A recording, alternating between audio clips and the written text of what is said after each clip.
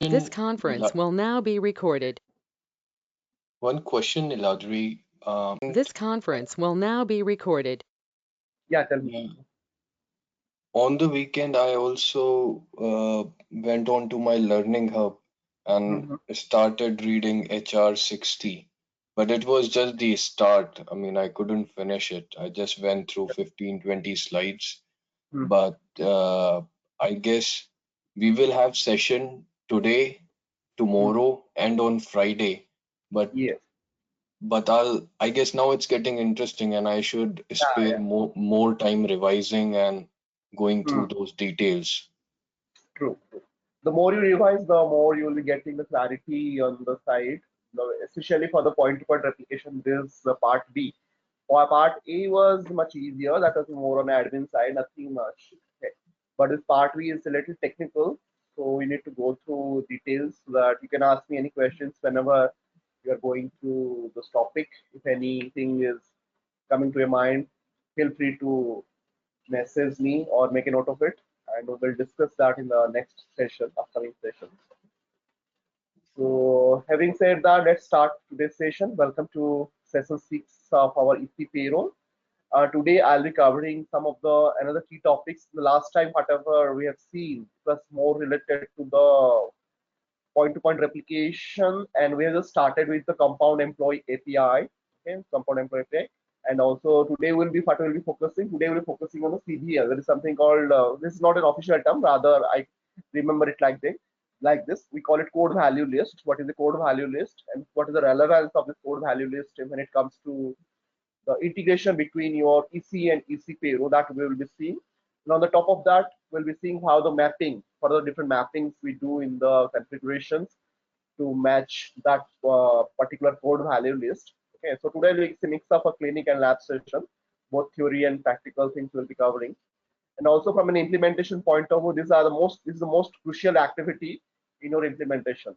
Okay, so for that reason I mentioned it's also important for implementation.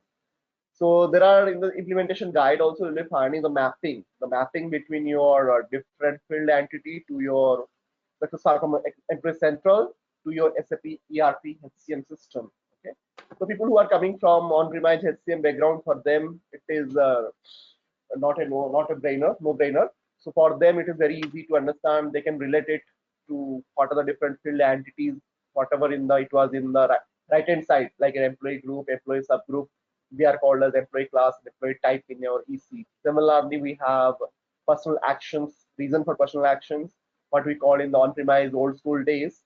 So we call them event and event region in our employee central.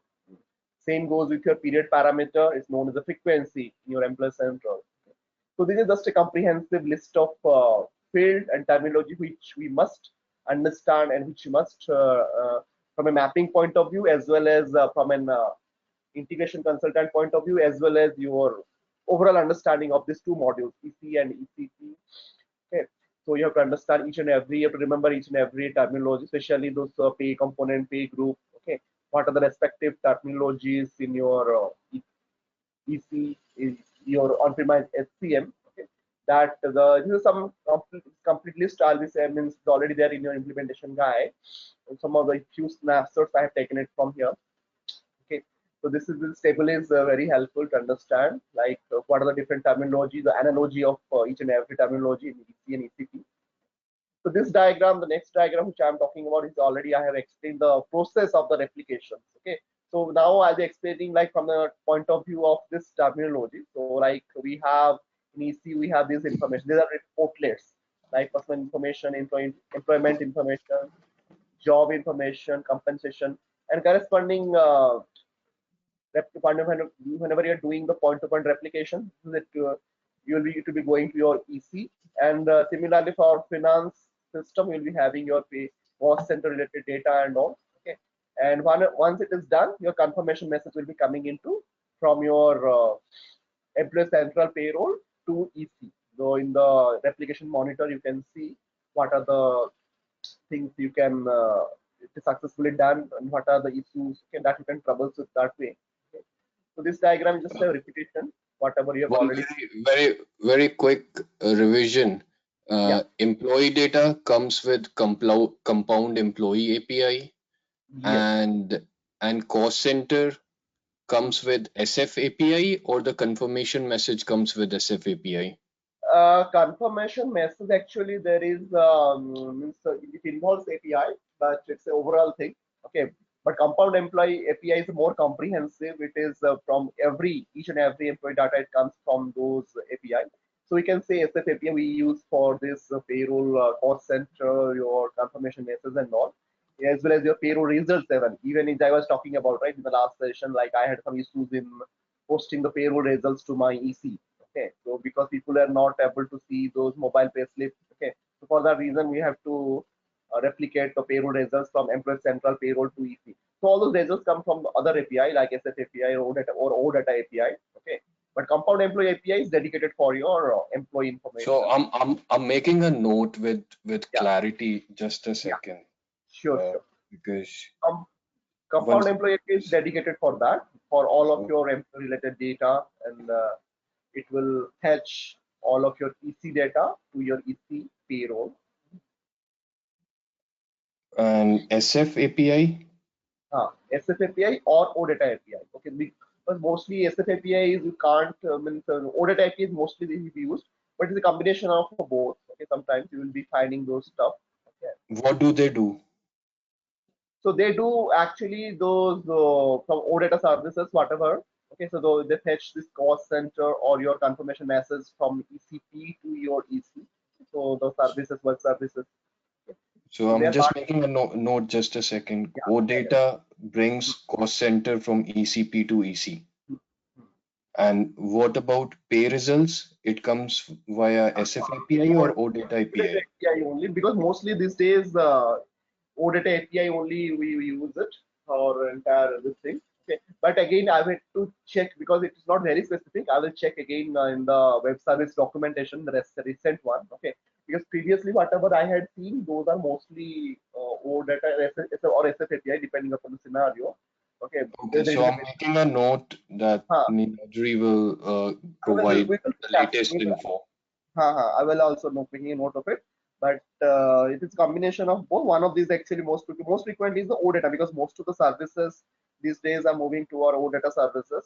People are not so means encouraged to use SF API anymore. But still, there are still people are continuing with that.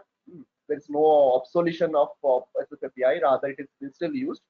But OData API also stays simultaneously people use for some of the services.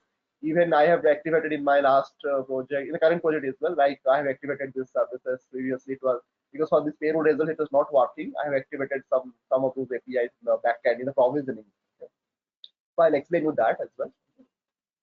And regarding this, when it comes to it's also it is a recap for you, like data replication monitor. That is a tool here from a tool perspective. It is in the Empress Central. Okay, but when it comes to confirmation message, how you'll be getting a confirmation thing in the Empress Central payroll. So in the Empress Central payroll or on-premise system, we have something called application log. Okay, so that we can SLG1. SLZ1, yeah, you're absolutely correct. SLZ1 that we can see in the Empress Central payroll log. So to any kind of troubleshooting or any kind of issues you are having, okay, so that you can troubleshoot. We have a dedicated session for that, covering all the tools, whatever the tools we have from your EC payroll. I have a tool session for that. So after 2 to 3 sessions, that session will come, and we will cover each and every bits and pieces of all the monitoring tools, all the troubleshooting tools in one session. I have bundled it, so that we'll be seeing there.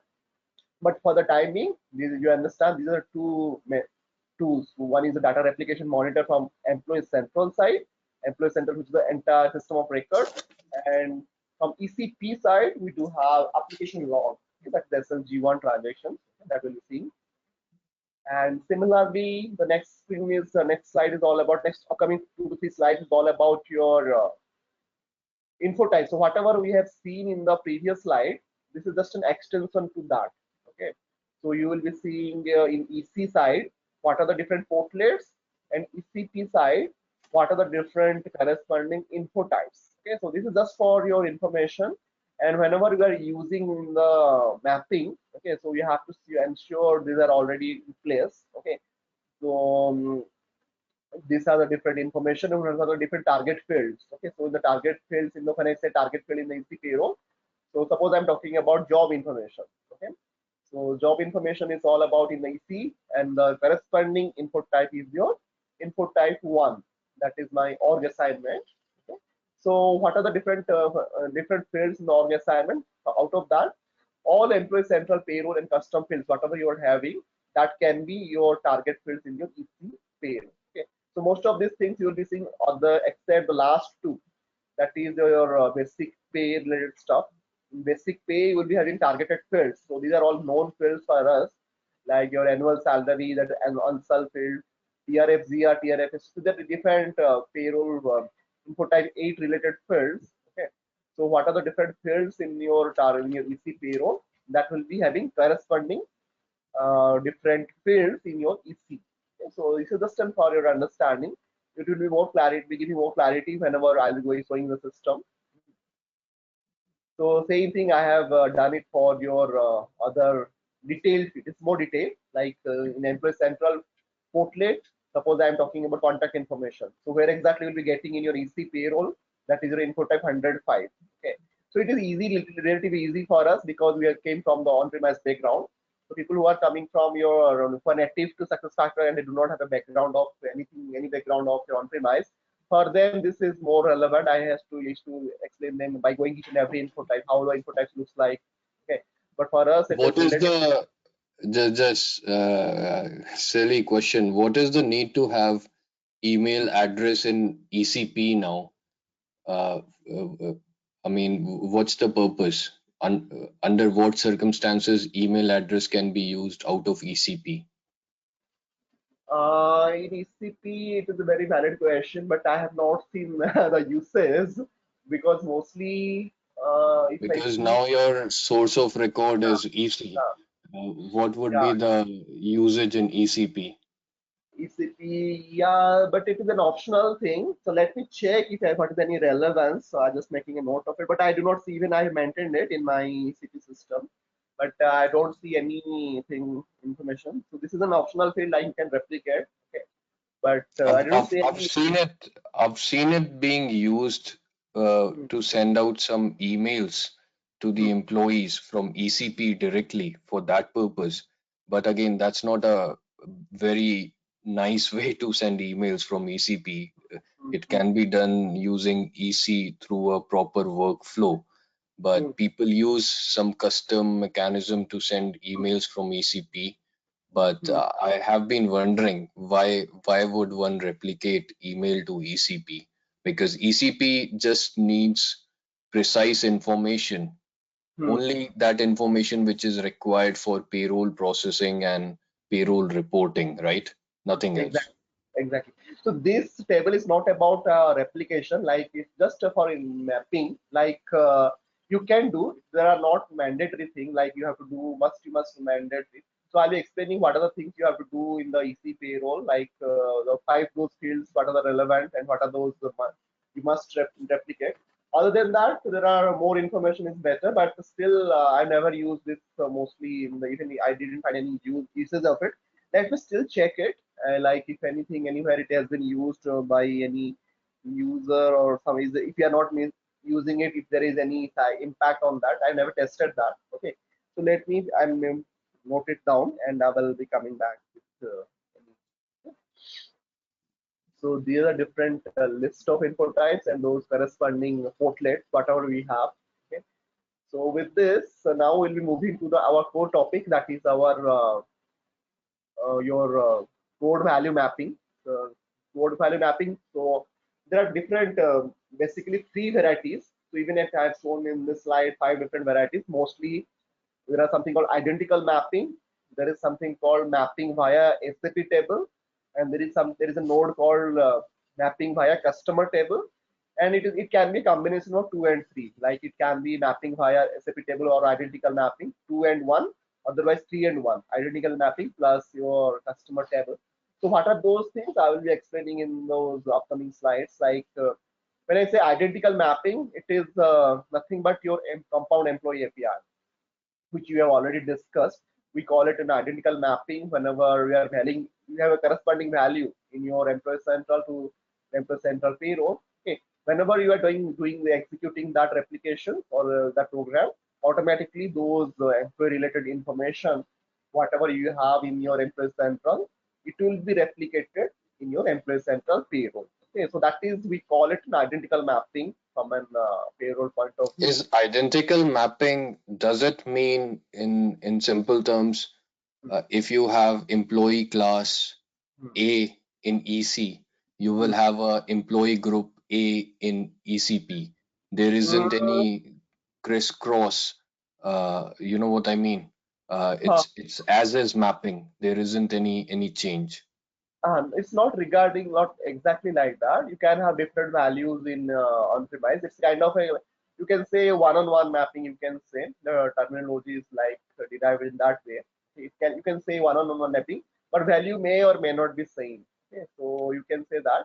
Okay, so but mostly if you are starting a greenfield project or a very scratch from the scratch, you are starting a project, we recommend generally to have the same values to avoid confusion. Okay. But if you're already having on-premise system, having for the last 5-10 years you're using, and you are now implementing, going for employee central and employee central payroll, in those cases you can have different values as well. System will not stop you from doing that. But it doesn't mean like you should have the same values. No, no, You can. I did not say that you should Okay, have okay. same Then I value. have understood. Sorry for that. Yes, I did Uh, not say that you should have same values. What I was trying to understand was identical mapping, this node which you had in orange color on the top, and what's the meaning of it? Just trying to understand the definition. So what I said is identical mapping referring to same values in EC and ECP, or it is something else? That was my question. Okay, so it's a kind of a whatever value you are maintaining in EC, automatically that value means it's not like that is the value. Rather, it will be just to do a replica. Whenever you're doing kind of a replication, it will be must have having the corresponding values in your EC payroll, so that the respective information, whatever information you are having corresponding to that particular data type, it will replicate those values in your EC payroll. So that is simple meaning of validity. Even there is no such terminology. It's just to understand. You'll not be finding. I think you'll not be finding this terminology directly. Okay, okay, Uh, just okay. for your understanding, it is not an SAP thing. You just for your to segregate this thing code value list. I have just told you like the different categories. Okay, so there is nothing called by in SAP. Also, there is nothing called a mapping via SAP table, mapping via custom table. This is just for your, it's a kind of a mind map, you can say. Okay, so just for your remembering and all. This is the way I remember it. I make it a note whenever I was doing the preparation for it. Okay. So this is the way. This is not an SAP terminology. Don't be confused regarding that. So this is not an SAP official terminology. Okay. So to just segregate to terminology and segregate the types of code value list, I have just make a note of it. Okay. So nothing else. Okay? So do not. It's not an official thing by from SAP. The second one, which I was talking about, mapping via SAP table. I call it also sometimes SAP delivered mapping. So that the path is like this, and I will show you in the system.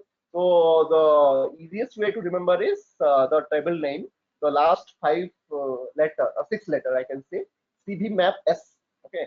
When I say CB map, it is actually code value mapping, and S is for your SAP delivered. Means it is provided by SAP.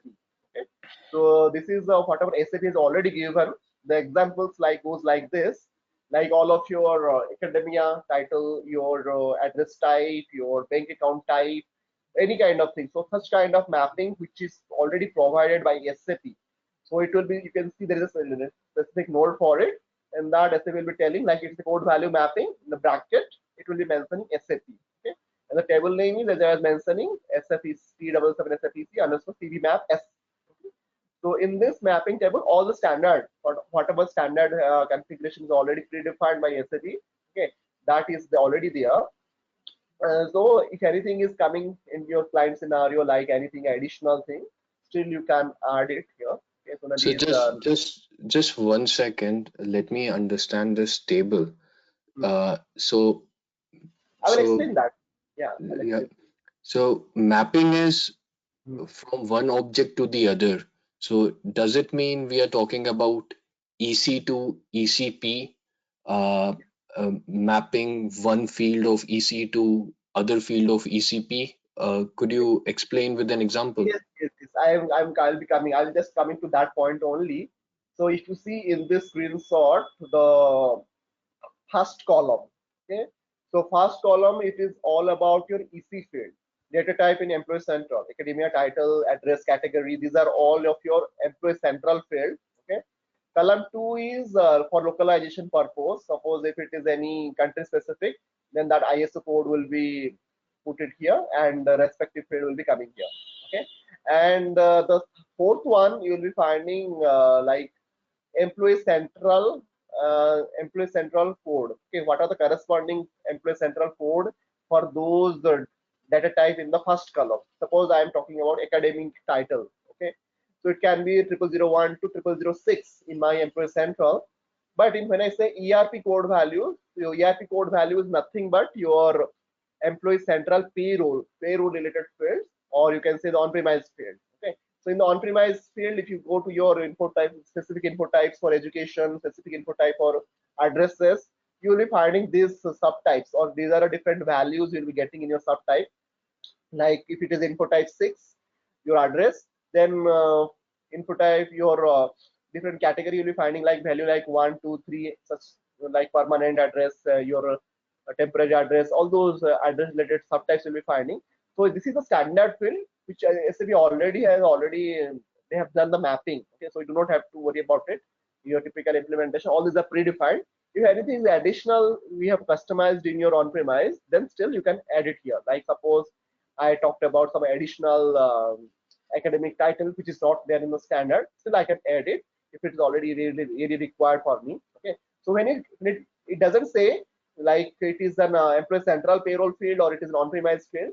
Rather, they call it ERP code value. So it is little confusing. But when I say it is ERP code value, that means it is your employee central payroll field or your on-premise HCM field. Okay, so those are the different values, and this is the mapping which is already given by SAP. I believe it is now clear, Lucas.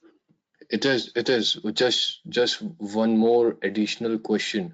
So Yeah, here sure. we are basically mapping the metadata, i.e., the configuration values, Yes, right? Those exactly. subtypes or something similar. Hmm. Where is that mapping? Maybe it will come later, but where is Hmm. that mapping where we say this portlet, Hmm. for example, org info is linked to org assignment in info type 1, Hmm. because this is further granular, right? Hmm. Even more at the lower level, you Hmm. are mapping with the subtype values. For Hmm. example, 002 is mapped to professor, Hmm. or bank account type CA is mapped to CA. This is at even granular level. Where is that info that bank info in EC is mapped to info type 9? You know what I'm saying?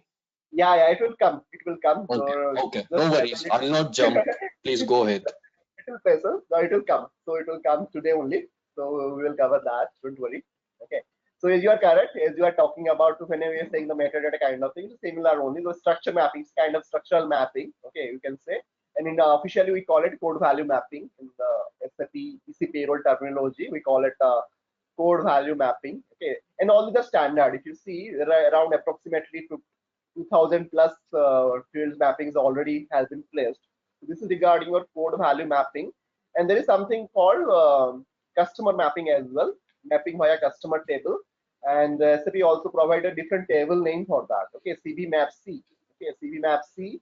If you see the last only the last letter is different. Previously it was S, now it is C. Okay, so this is the table where exactly you can do all of your mapping of your detailed thing which you are asking, like your waste type to waste type mapping, your payment method mapping. Okay, so there are more granular also you'll be seeing in the upcoming slides, or in the system we'll be seeing. Okay, so this is the field, this is the table Uh, where yeah. not exactly this.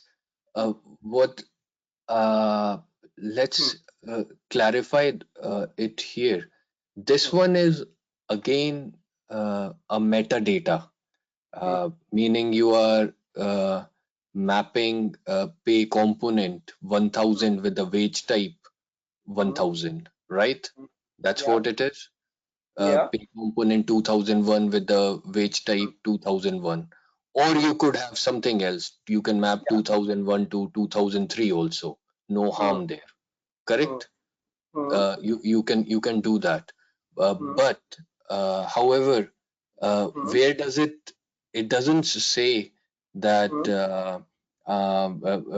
what was it called? Compensation info is mapped to info type 8 Hmm. in that regard, or recurring is mapped to recurring, Hmm. or additional is mapped, one time is mapped to info type 267, something on Hmm. similar lines. Okay. Okay. So let's go through first. So Yeah. towards the end, I will do. So if something is missing, then I will explain you. Okay. But if I go to the system, and it will give you more clarity. So at present, I have not gone to the system. As at high level, I'm showing it here. Okay.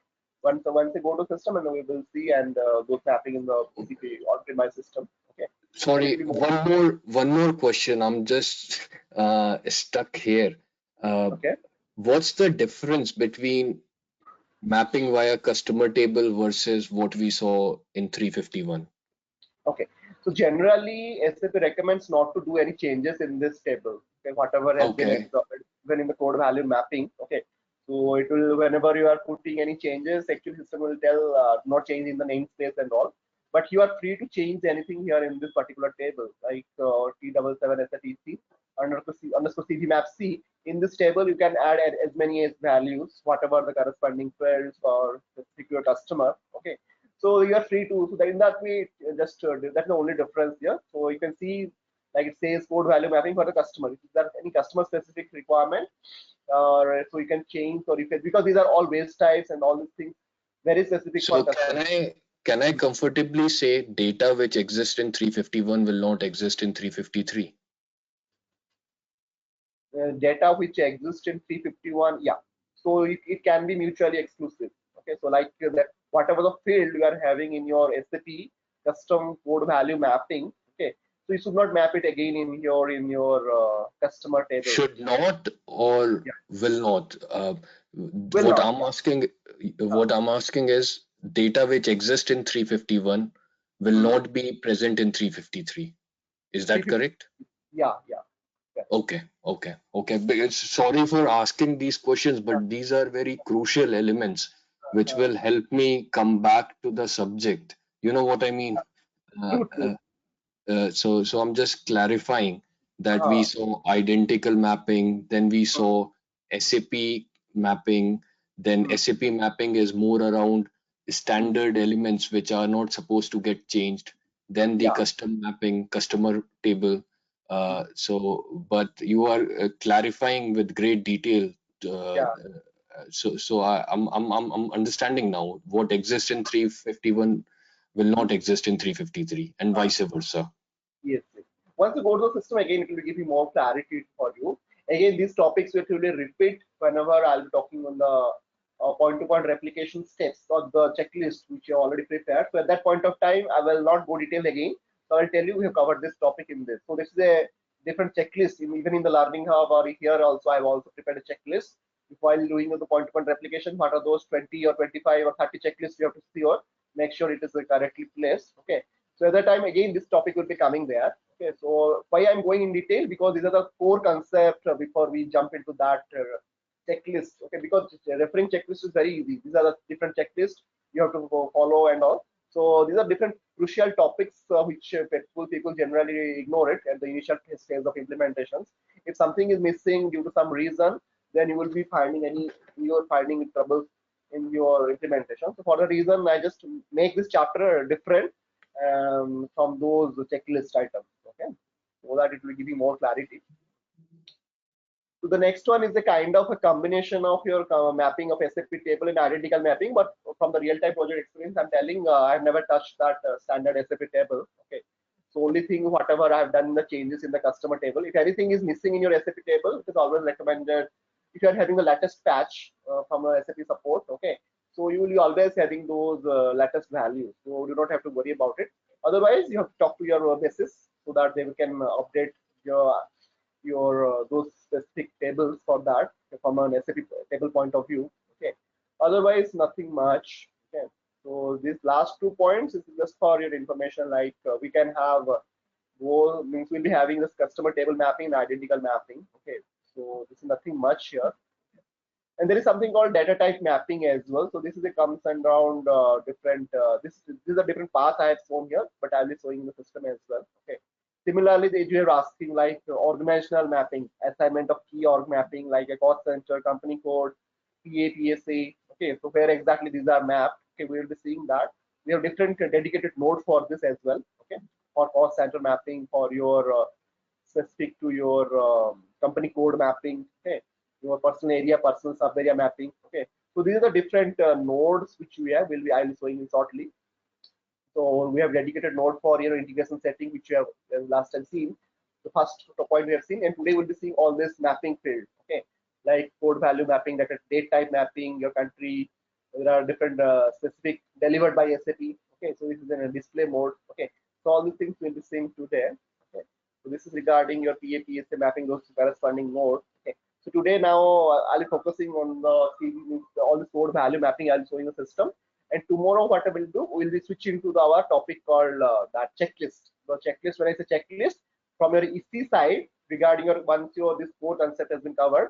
So there are certain 6 prerequisites you have to see, and there are 24 steps. Okay, so you have to ensure from EC side you have to cover. We will be covering, and for this, I will recommend to go through your those simulations in your learning hub. Okay, so out of these 24 steps, approximately 15, 16 steps they have covered, like what are the different uh, steps you have to follow each and everything. It's not very difficult.